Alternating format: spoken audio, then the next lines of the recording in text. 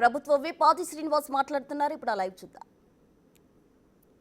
ముఖ్యమంత్రిని విమర్శిస్తూ గతంలో నేపాల్ యువరాజు దీపేంద్ర తన కుటుంబంలో 8 మందిని రాత్రి విందు పేరిట పిలిచి చంపేసింది.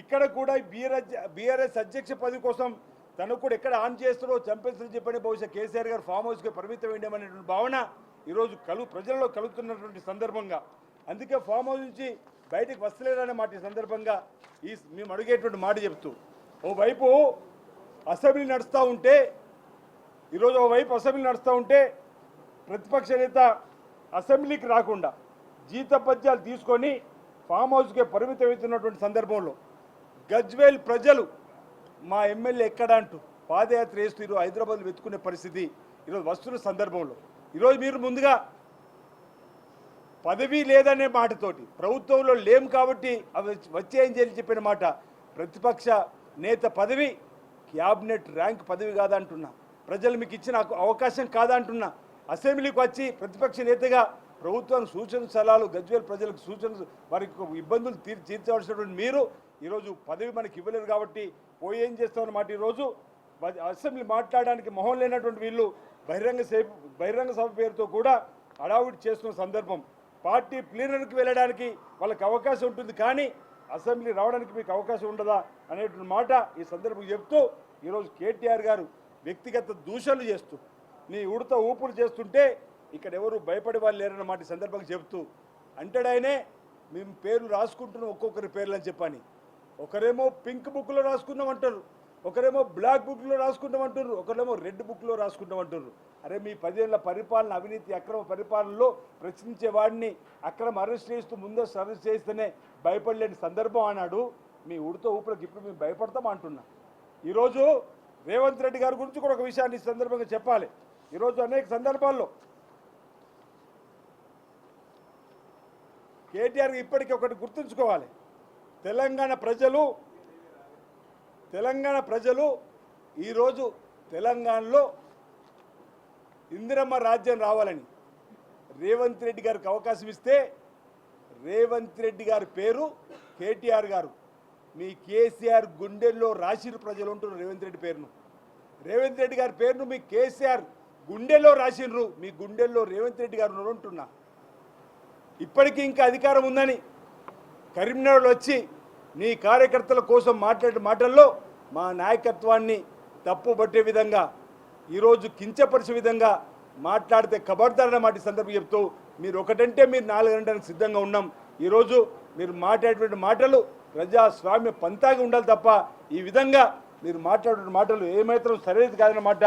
ఈరోజు మేము ప్రజాస్వామ్య పంతాలో మాట్లాడితే మీరు ఈరోజు ప్రజాస్వామ్యాన్ని కూని చేసే విధంగా బూతులు తిట్టే విధంగా మాట్లాడే మాటల్ని మేము కూడా రాబో రోజుల్లో అదే పంతాన్ని కూడా పాటిస్తామన్నమాట. ఈ సందర్భంగా నేను తెలియజేస్తూ, కేటీఆర్ తనంత మంచోడు కాదని తనకు తాను ఈరోజు ఒప్పుకుంటున్నాడు, కానీ మేము ఎప్పుడో ప్రజలకు చెప్పినాం కేటీఆర్ మంచోడు కాదని, ముంచేవాడని. అందుకే ప్రజలు మిమ్మల్ని పక్కన పెట్టి ప్రజా పాలనకు తెరదీసి ఈరోజు మా గౌరవ ముఖ్యమంత్రి రేవంత్ రెడ్డి గారిని అధికారులు తీసుకొస్తే ఈ విధంగా మాట్లాడే మాటలు మంచిది కాదని మీరు రెడ్ బుక్కులు రాసుకుంటారో, పింక్ బుక్కులు రాసుకుంటారో, బ్లాక్ బుక్ రాసుకుంటారో, మీ ఉడత ఊపుడు భయకు ఎవడిక్కడ భయపడేవాడు లేడని మాట సందర్భంగా చెప్తూ, రాబో రోజుల్లో ప్రజలకు ఇచ్చిన మాటల్ని తప్పనిసరిగా అమలు చేస్తూ ముందుకు పోతాం. ప్రజలు సంతోషంగా ఉన్నారు, ఒక మీ నలుగురు తప్ప ప్రజలందరూ కూడా.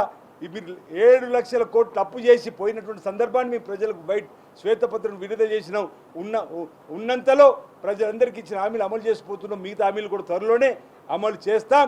రాబో మళ్ళీ వచ్చే ఎన్నికల్లో కూడా ఇందిరమ్మ రాజ్యాన్ని ప్రజలు కోరుకుంటారనే మాట ఈ సందర్భంగా తెలియజేస్తా ఉన్నాను.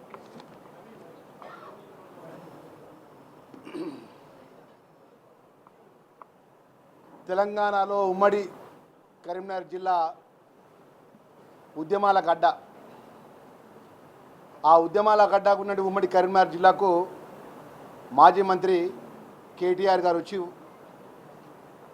ఒక రాజ్యాంగపరంగా అంబేద్కర్ గారి నిర్ణయ ప్రకారం ఏదైతే ఒక ముఖ్యమంత్రిగా వివరిస్తున్నటువంటి రేవంత్ రెడ్డి గారికి పై కానీ నోటికి వచ్చినట్టు మాట్లాడి ఒక బాధ్యతారహితంగా మాట్లాడడం అనేది మాకు నిజంగా అత్యంత బాధాకరం అనిపిస్తుంది. ప్రజలతో ఎన్నుకోబడ్డప్పుడు ప్రజాస్వామ్యం ద్వారా 5 సంవత్సరాలకోసారి ప్రజలు మన ప్రోగ్రెస్ రిపోర్ట్ ప్రకారం మన పనితీరు ప్రకారం మన ప్రభుత్వ పనితీరు ప్రకారం ప్రజలు నిర్ణయిస్తారు. ఆ రోజు మా మీడియా మిత్రులందరూ సాక్ష్యం. ఎన్నికల 2023 ఎన్నికల సంవత్సరక 6 నెలల ముందు పెద్ద ఎత్తున ఈ టీఆర్ఎస్ పార్టీ నాయకులు, వేలాది మంది వారి టీఆర్ఎస్ పార్టీ నాయకులు పెద్ద పెద్ద మీటింగ్లు చేసినారు.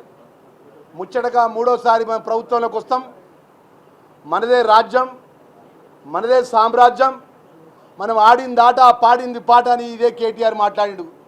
ఒక్కొక్క నాయకుని ఒక్కొక్క కాన్ఫరెన్స్కి వచ్చి మా అభ్యర్థి 50,000తో గెలుస్తాడు, మా బీఆర్ఎస్ అభ్యర్థి అని ప్రకటించుకుంటూ పోయాడు.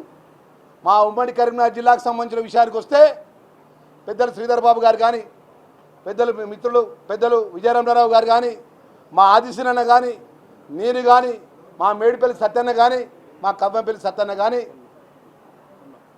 మా పొన్నం ప్రభాకర్ గౌడ్ గారు కానీ, అంటే ఉమ్మడి కరీంనగర్ జిల్లాకు సంబంధించిన వాళ్ళు ఆరో ఉద్యమానికి అడ్డమైనటువంటి జిల్లాలో బట్ట మీరు పెద్ద పెద్ద మీటింగ్లు చేసినారు.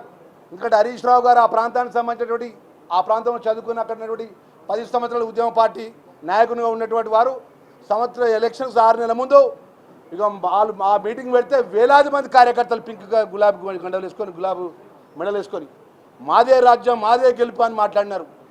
ఏదైనా ప్రజలు గమనిస్తున్నారు. ఇవాళ నోరున్నది కదా అని చెప్పి ఏది పడితే అది మాట్లాడితే సరియైన పద్ధతి కాదు. ఎందుకంటే కేటీఆర్ గారు మేము జిల్లా పరిషత్ చైర్మన్గా చేసినప్పుడు వారు శాసనసభ్యులుగా ఉండే సిరిసిల్ల శాసనసభ్యులుగా మేము చాలా శ్రీధర్ బాబు గారు కానీ మేము కానీ చాలా మర్యాదగా ఉండేవాళ్ళం. రాజకీయ పరంగా వ్యవహార పరంగా మాట్లాడి, కానీ ఏది రోజు అదే పనిగా మన సూర్యాపేట మాట్లాడి, నేను కరీంనగర్కి వచ్చి కరీంనగర్ మాట్లాడాడు. ఒకటే ఆ ఉన్న కార్యకర్తలకు ఉన్న నాయకత్వానికి ఏదో విధంగా ఇంకా 4 రోజులు అయితే మనమే రాజ్యం వెళ్తాము, ఇక కాంగ్రెస్ పార్టీ ఖతమైపోయింది, మేమే ఇక వచ్చే అధికారంలో మేమే వస్తామంటే ఒకటే మాట ఒకటే మాట చెప్పదలుచుకున్నా ఈరోజు మా మిత్రులకు.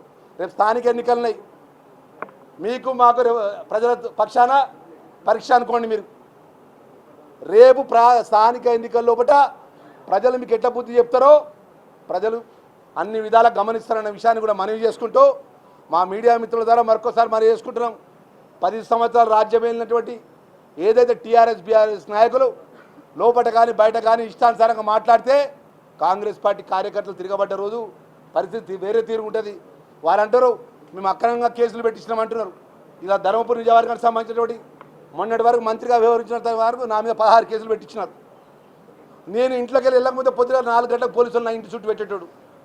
ధర్మపురి కానీ కరీంనగర్ జిల్లాకు కేటీఆర్ వస్తానన్న మంత్రి వస్తానన్నా, ఇంకా టీఆర్ఎస్ పార్టీ ఏ మంత్రులు వస్తానన్నా కూడా తెల్లారంగా 4 గంటలకు వచ్చి పోలీసులు మమ్మల్ని పట్టుకొని పోవడం. మేము ఏం